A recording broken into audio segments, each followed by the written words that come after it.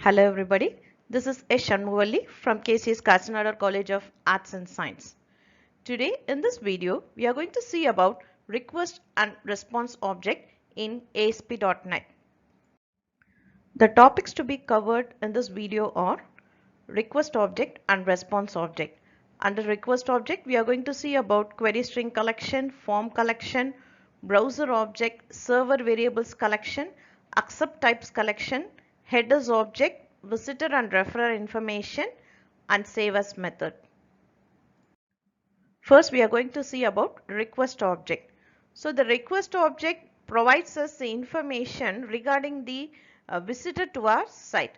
So what type of request they have requested in our site will be provided by the request object.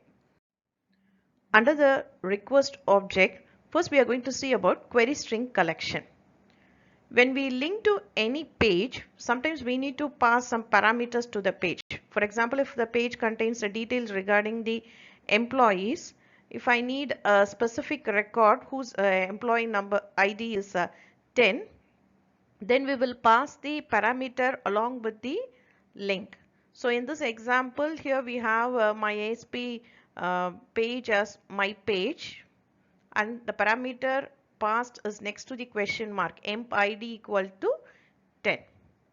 So if I want to pass more than one parameter, for example, if I want to get a record whose employee ID is 10 and he is from the department 12. So we can pass two parameters as we see here in the second example, emp id equal to 10 and department equal to 12. So thus we pass the two parameters along with the link. So in our ASP.NET page, we can refer these values using the query string collection of the request object. So we can use as x is equal to request dot query string. We are passing the parameter emp id. Similarly, y is equal to request dot query string. Parameter is department. So it returns the corresponding employee ID and department. Form collection. Form collection is used to retrieve the values of parameters that were passed into the page through form controls.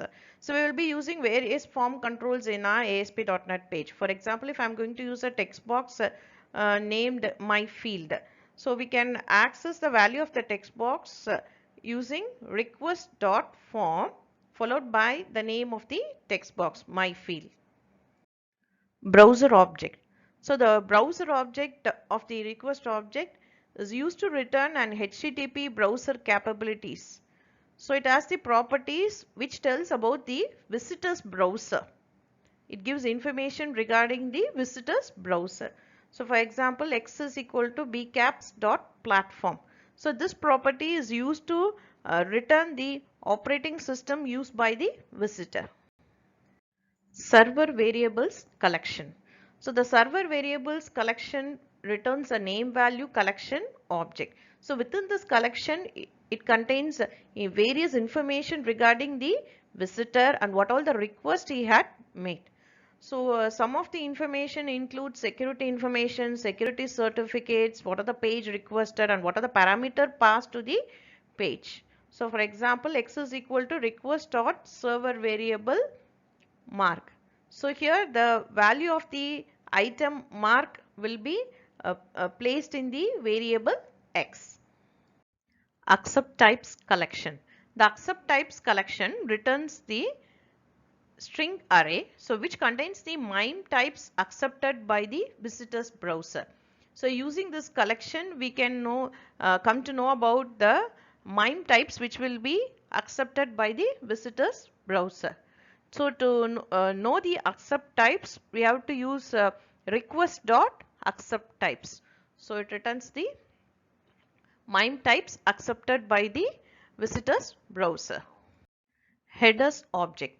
So the headers object of the request object returns a name value collection that contains the names and values of all the HTTP headers that are included with the visitor's request. So what all the HTTP headers available in the visitor's request will be written. So to know that, we have to give request dot headers, visitor and referrer information. So sometimes we want to know who all the visitors of my site and where they came from to my site. So to know this, we have the URL referrer object. So which provides the location of the visitor prior to coming to your site. So from where they have connected to our site. So if they came directly to our site, then the object will be, value will be null. Save as method. The save as method is used to write to a file the request made by the visitor. So what all the requests made by the visitor along with the values of the field will be written to a file. So the syntax for save as method is request dot save as, the path to the file, comma save headers. So whether we want to save the headers or not, we have to mention. It is a boolean value. We have to mention whether it is true or false. So here we have the example request.save as, and we have the path of the file, and we have given the save headers value as true. Response object. So the response object is used to send the information back to the visitor. So we use the write method to send some text to the browser. So the syntax for using the write method is response.write. So within the double quotes we used to give some text.